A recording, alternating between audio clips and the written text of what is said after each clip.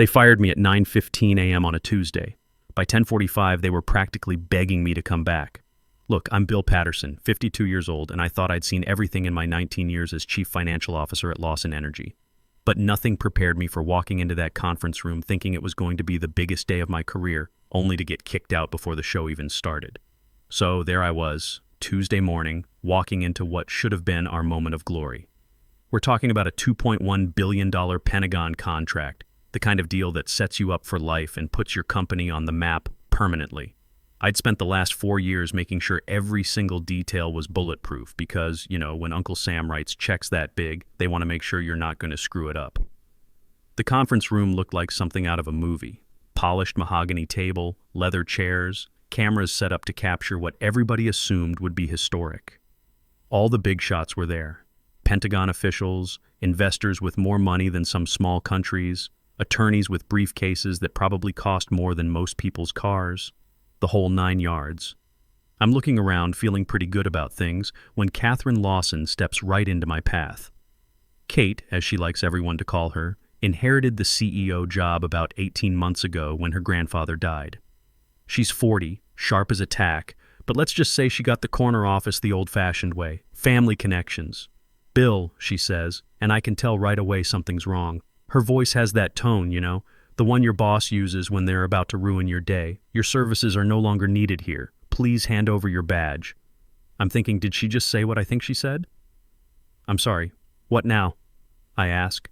Because honestly, my brain couldn't process what was happening. This is the biggest signing in company history, the deal I've been structuring for years. And she's firing me? Right now? You heard me correctly. Security will escort you out. She's got this smile plastered on her face like we're discussing the weather, but her eyes are cold as winter in North Dakota. That's when I notice Brian Hoffman from HR lurking behind her like a faithful dog. Brian's one of those guys who's never met a company policy he didn't love, especially when it means he doesn't have to think for himself. He's holding a manila folder against his chest like it's some kind of shield. The whole room goes quiet. And I mean dead quiet. Every conversation stops, every paper shuffle ends, even the camera guys pause what they're doing to watch the show. Here I am, getting fired in front of the Pentagon, major investors, and God knows who else. The worst part? I see Tom Andrews sitting at the far end of the table, suddenly very interested in his paperwork. Tom and I go way back. I've been mentoring this guy for 10 years, helped him through every major crisis he's faced. Used to call me at all hours asking for advice. Now he can't even look at me. Then somebody snickers. One of the young analysts by the wall didn't catch himself in time. Just a quick laugh, but in that dead silent room it might as well have been a foghorn. The humiliation hits me like a brick to the face. I look at Kate, this woman who's never had to earn anything in her life, who got handed a multi-billion-dollar company because she happened to be born into the right family. She's already turning away from me, dismissing me like I'm furniture being removed. You know what? I don't say a word. What's the point? Instead, I take my badge, this little piece of plastic that represented 19 years of my life, and I set it down on that polished table. The metal hits wood with this little click that somehow sounds louder than it should. Then I walk out, just like that, carrying nothing but whatever dignity I've got left and this weird feeling that they have no idea what they just did. The hallway felt different as I walked through it. You know how a place can feel when you know you're seeing it for the last time? All those framed photos on the walls, ribbon cuttings, award ceremonies, team pictures from successful projects. I'm in about half of them, usually standing in the background while other people smile for the cameras. There's this one photo from when we landed our first major government contract. I'd spent 6 months restructuring our financial systems to meet federal requirements, working nights and weekends to get everything perfect. Kate's grandfather posed with the Pentagon officials while I watched from the sidelines, just another guy in a suit. Anyway, I keep walking past all these awards and magazine covers calling us Energy Innovators of the Year. Every single achievement on that wall had my fingerprints on it, but you'd never know it from looking at the pictures. I pass Amanda Wells at the reception desk. She's 24, just out of college, reminds me a lot of my son Michael. I've been mentoring her, teaching her the ropes, trying to help her avoid the mistakes I made when I was starting out. Her eyes go wide when she sees me walking toward the exit during the biggest meeting of the year. She starts to say something, probably wondering why I'm leaving. But her supervisor shoots her a look that could freeze hell over. The message is crystal clear. Keep your mouth shut, or you're next. Amanda's mouth snaps closed, and she looks down at her desk. I don't blame her one bit. She's got student loans and a career to think about. I push through those glass doors into the morning air. The city's waking up, traffic building, people rushing to jobs where they hopefully feel more secure than I do right now. For a minute, I just stand there on the sidewalk, looking back at this building that's been my second home for nearly 2 decades. Here's the thing, though. When you're a CFO with a Navy background, you learn to plan ahead. You learn that details matter, that the fine print can save your bacon. And you learn that sometimes the most important words are the ones nobody bothers to read until it's too late. 4 years ago, I was working late on the Pentagon contract framework. It was mine and Sarah's 21st wedding anniversary, and she'd made reservations at this little Italian place where we had our first date. I was supposed to meet her at 7 o'clock. By 8 o'clock, she's calling asking if I'm on my way. By 9 o'clock, she stops calling. I stayed at that office until past midnight, working on the compliance requirements that would protect both the company and the taxpayers' money. Sarah was asleep when I got home, the dining room table still set with cold pasta and burned-down candles. She never said anything about it the next morning, but I could see the disappointment in her eyes. That was Sarah. She understood that my work mattered, even when it meant missing the moments that mattered to her. When the cancer took her 2 years later, I made myself a promise that I'd never let work consume me like that again. But here I was, still putting the company first, and look where it got me. That night I'd been drafting what we called Clause 63 of the Pentagon Compliance Framework. Most executives would flip right past it, buried deep in all that legal language that makes your eyes glaze over. But here's what I learned in the Navy. The details that bore you to death are usually the ones that save your life. For any contractual instrument exceeding $2 billion with federal oversight, I wrote, final execution requires attestation from the original financial architect of record. Then I added my name and signature requirements. Seemed like standard procedure at the time. Just another safeguard in a document full of safeguards. Kate and her team laughed about it during the review meetings. Who's going to read all the way to Clause 63, one of the junior lawyers said. It's just paperwork, Bill. Nobody's got time for this stuff. I kept quiet then, same as I did this morning when they escorted me out. But I knew something they didn't. Sometimes the most powerful weapon is the one your enemy doesn't know you have. So anyway, I find this coffee shop across the street from Lawson Energy and order a black coffee. Old military habit, I guess. The place has a perfect view of our building, and more importantly, it's got a TV mounted in the corner showing the business news channel. They're already talking about the signing ceremony, calling it the deal that will reshape America's energy future. The coverage cuts to live footage from our conference room. There's Kate, sitting in what used to be my chair, looking confident and polished for the cameras. The caption under her name reads, CEO Catherine Lawson, with no mention of the financial team that made this whole thing possible. Same old story. I'm sipping my coffee, watching the show, when I notice something's off. The investors look good, the attorneys have their papers ready. Kate's working the room like she was born for this. The cameras love her. Young, articulate, the perfect face for American innovation. Never mind that she inherited the company and has about as much experience running a major energy operation as my son Michael, who's still a junior at State. The contract signing starts with all the usual ceremony. Kate makes this speech about Lawson Energy's commitment to American energy independence, innovation, partnership with the federal government. She thanks the Pentagon officials, the investors, even mentions the catering staff. But no word about the financial team that structured the deal, nothing about the compliance framework that made it legally possible. Then comes the moment everyone's waiting for. Kate picks up this gold Mont Blanc pen, the same one her grandfather used for major signings, and gets ready to sign the first page with a big flourish. The cameras are clicking away, capturing every angle of what's supposed to be her crowning moment. But something's wrong. I can see it in how the attorneys are moving. They're flipping through their copies faster than they should be, and one of the Pentagon lawyers is frowning at something in his packet. You know that feeling when you can tell something's about to go sideways? That's when it happens. James Caldwell, this young associate from our legal team, speaks up. His voice carries clearly through the room, and the TV cameras catch every word. "Excuse me, but there's an issue with Clause 63. The room goes dead quiet. Kate's pen freezes halfway to the paper. You could hear a pin drop. "What kind of issue?" Kate asks, and for the first time all morning, that confidence of hers starts to crack. Caldwell clears his throat like he'd rather be anywhere else. The clause requires attestation from William Patterson for any federal contract exceeding $2 billion. Without his signature, the contract isn't legally binding. I nearly spit out my coffee. There it was, printed in black and white on every single copy. My name, my requirement, my little safeguard that nobody bothered to remember because it was buried in the fine print where nobody looks. The conference room explodes.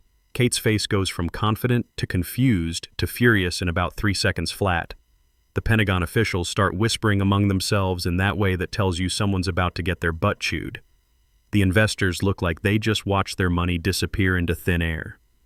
"Where is Mr. Patterson?" one of the federal representatives asks, and his tone suggests this better have a good answer. That's when poor Brian Hoffman has to explain, in front of God and everybody, that they fired me 50 minutes earlier, right before the signing, on live television, no less. I can't help but grin as I watch Kate try to recover.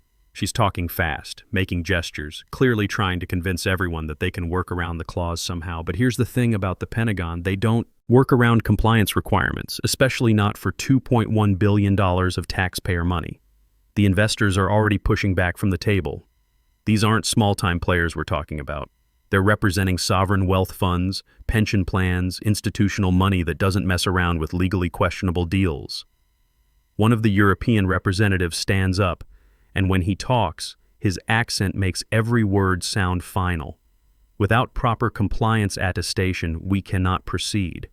This is not negotiable. Kate looks around the room like she's drowning, probably realizing for the first time that she just torpedoed the biggest deal in company history. The cameras are still rolling, broadcasting her meltdown to anyone watching business news that morning. You know what's really something? Watching someone discover that all those details they ignored actually matter. Kate's probably thinking right now about all those meetings where she rolled her eyes when I talked about compliance requirements, all those times she said we were overthinking things. That's when someone, I think it was Brian, suggests they find me and bring me back. Kate's assistant runs out of the room like her hair's on fire, then comes back a few minutes later shaking her head. "Security reports that I've left the building. My badge is deactivated. I'm gone." I finish my coffee and watch Kate try to salvage the situation for another 20 minutes before the Pentagon officials call a recess. The investors file out looking like someone just told them their retirement funds evaporated. The cameras capture it all, the complete collapse of what should have been a triumphant moment. My phone starts buzzing around then. First call is from Tom Andrews, suddenly remembering we're colleagues after pretending I didn't exist during my dismissal. Then Brian Hoffman from HR, then Kate herself. I turn the phone off and order another coffee. Let them sweat for a while. About an hour later, I see Kate come charging out of the building. She's moving fast, scanning the street like a hunter tracking wounded prey. When she spots the coffee shop, she heads straight for it like a guided missile. She bursts through the door, and her perfect composure is completely shot. Her hair's messed up, her makeup smudged, and she's got that wild look people get when their whole world's falling apart in real time. "Bill," she says, loud enough for half the coffee shop to hear. "We need to talk. Right now." I look up from my newspaper like I'm surprised to see her. "Kate, how'd the signing go?" Her face turns red. "You know exactly how it went. We need you to come back and sign that contract. Sorry, I'm not an employee anymore. Remember? You fired me about an hour and a half ago. That was a mistake, a misunderstanding. We can fix this." I fold my newspaper and really look at her. This woman who inherited everything, who never had to earn respect or prove herself, is now begging me to save her deal. A misunderstanding? You fired me in front of the entire room, Kate. In front of the cameras, the Pentagon, everybody. You had security ready to escort me out. We can work something out. Name your terms. That's when I realize she still doesn't get it. She thinks this is about money, about position, about some negotiation she can win with the right offer. She doesn't understand that this is about 19 years of being invisible, 19 years of building something just to watch other people take credit for it. "You want to know what my terms are?" I ask, standing up and putting on my jacket. "My terms are that I'm done. Retired as of this morning. I've got enough saved up to be comfortable, my son's college tuition is covered, and I'm finished with this whole business. Kate's eyes go wide like I just told her the building was on fire. You can't do this. The contract will survive without me, Kate. You'll just have to find another way to structure it. Might take a few months, maybe a year, to get all the government paperwork sorted out. Of course, by then your investors might have found other opportunities. I start walking toward the door, and she follows me like a lost puppy. Bill, please. I'm sorry about this morning. I was under pressure from the board. They thought we needed fresh leadership for the signing. Fresh leadership? You thought what? That you could just erase 19 years of institutional knowledge? That financial compliance is something you can farm out to the lowest bidder? I stop at the door and turn back to her. You know what the funny thing is, Kate? I actually wanted this deal to succeed. I spent 4 years making sure every detail was perfect because I believed in what we were building. But you threw that away for what? Office politics? Some power play to look good for the board? She's quiet for a moment, and I can see her brain working overtime trying to figure out how to fix this mess. But some things can't be fixed with smooth talk and family connections. What if we made you a partner? She says finally. Full equity stake, seat on the board, whatever you want. I almost feel sorry for her then. She's offering me everything I wanted for years, but only because she needs something from me. It's like getting a birthday present from someone who forgot your birthday until they needed a favor. Thanks, but no thanks. I've got a better offer coming. That was actually true. While I'd been sitting there drinking coffee and watching her world fall apart, my phone had been buzzing with calls from headhunters. Word travels fast in this business, and apparently a CFO who can navigate Pentagon compliance requirements is worth recruiting, especially when there's dramatic footage of your former employer imploding on live TV. The best call came from Patricia Adams at Adams Energy, Lawson's biggest competitor. She didn't just want me as an employee, she wanted me to head up their new federal contracts division. More money than I'd ever made, better benefits, and most importantly, a chance to start over somewhere that valued experience over inheritance. I left Kate standing in that coffee shop and walked away. For the first time in 19 years, I wasn't rushing to solve someone else's crisis. I wasn't staying late to fix a problem that other people created.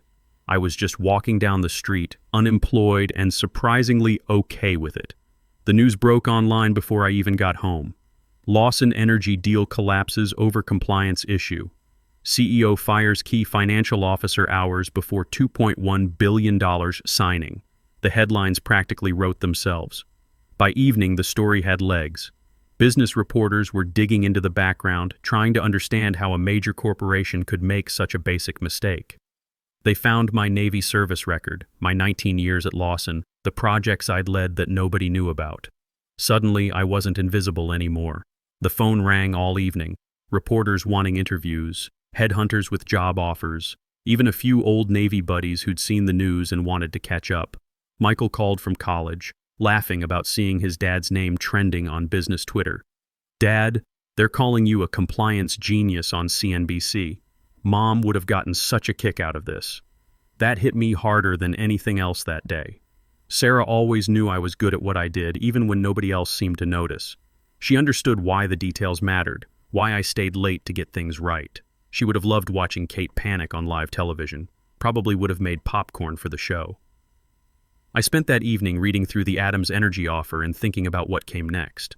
For 19 years, I'd defined myself by my work at Lawson Energy. I'd poured everything into building something that someone else could take credit for. Now I had a chance to build something new, somewhere that people understood what experience was worth. The next morning brought more news, and none of it was good for Lawson. Their stock dropped 8% overnight. Not catastrophic, but enough to get the board's attention. The Pentagon formally suspended contract negotiations pending resolution of the compliance issues. 3 major investors pulled out of the deal entirely. Kate held a press conference trying to control the damage, but you could tell she was in over her head.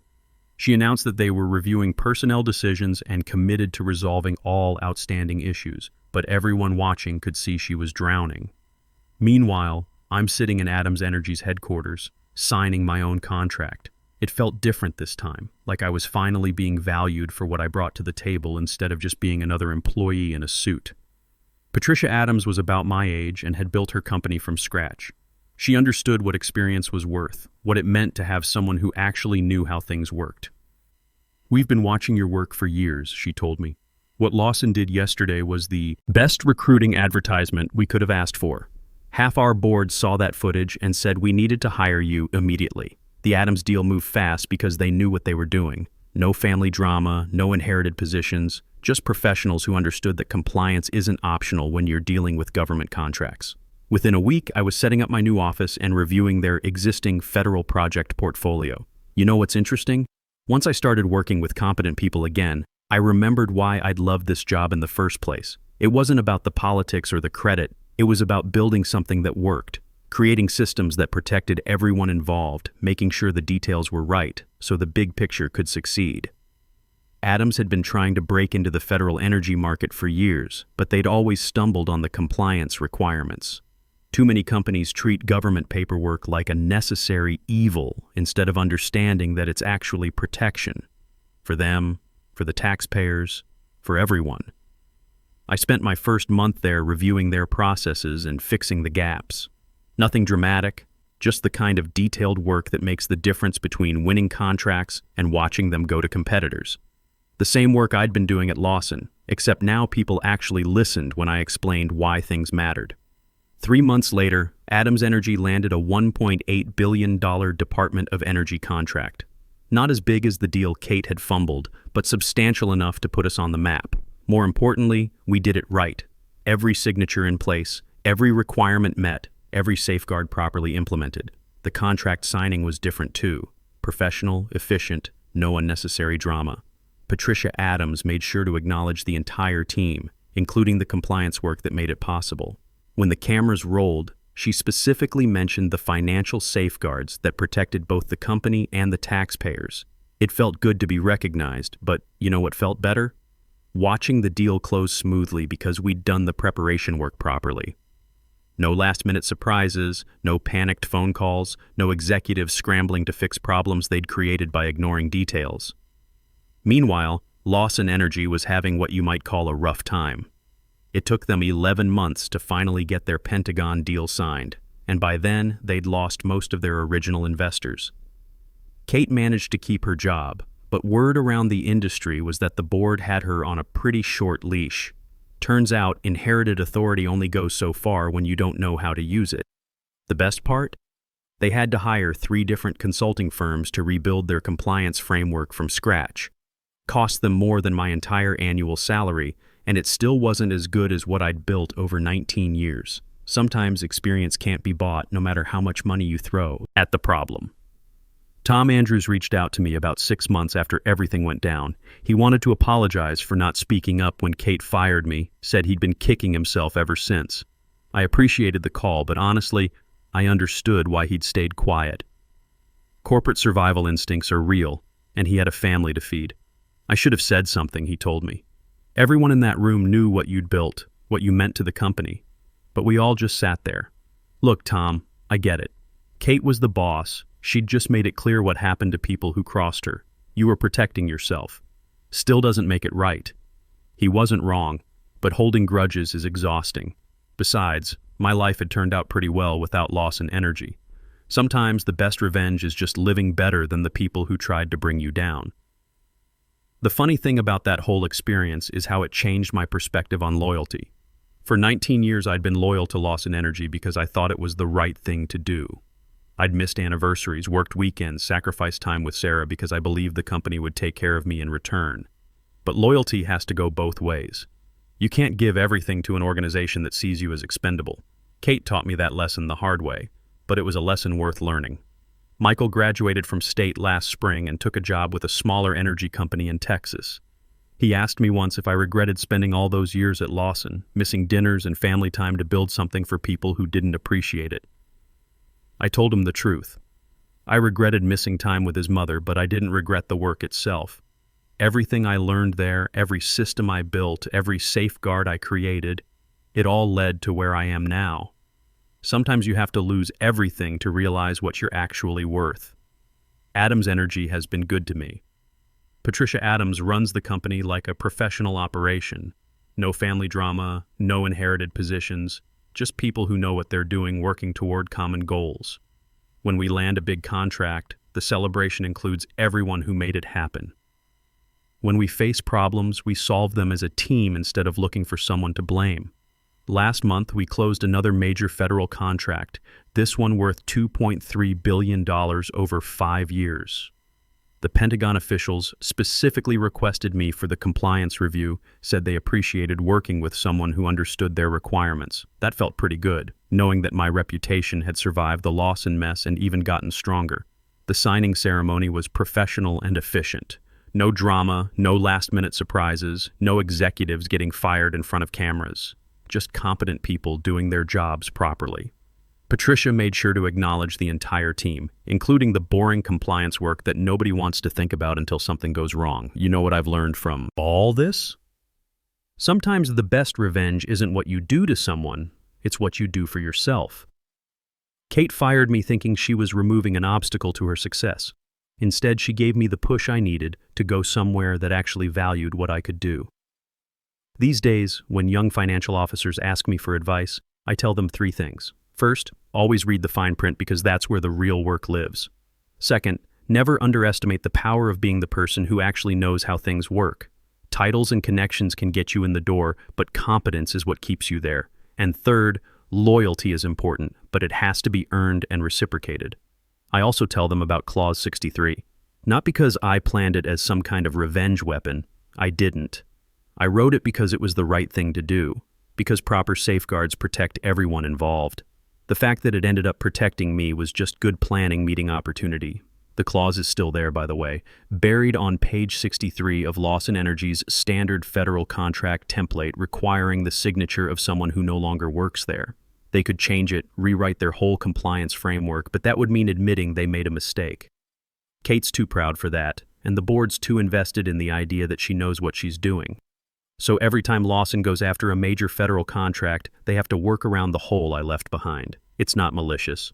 It's just reality. When you build systems properly, they don't disappear just because you do.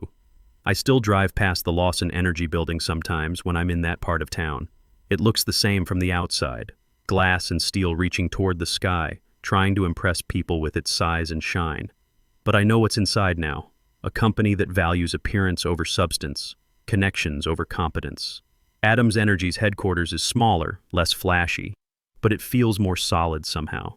When I walk through those halls, I see my work reflected in how things operate. The compliance systems I've built, the safeguards I've implemented, the processes that ensure we do things right the first time. It's not glamorous work, but it matters. Sarah would have been proud, I think. Not of the drama or the public vindication, but of the choice to start over somewhere better. She always said I was too loyal for my own good, that I should stand up for myself more. It took losing her and then losing Lawson to finally learn that lesson. The contract that started this whole mess?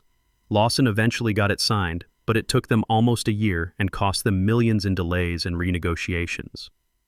The Pentagon wasn't happy about the complications, and word is they're not eager to work with Lawson again anytime soon. Meanwhile, Adams Energy has become the Pentagon's preferred partner for major energy contracts. We deliver on time, stay within budget, and handle the compliance requirements without drama. Turns out that's exactly what government officials want. Competence over flash, substance over style. Sometimes people ask me if I miss the old days, if I ever think about going back to Lawson. The answer is no, not for a second. I've got a better job, better colleagues, and better prospects than I ever had there.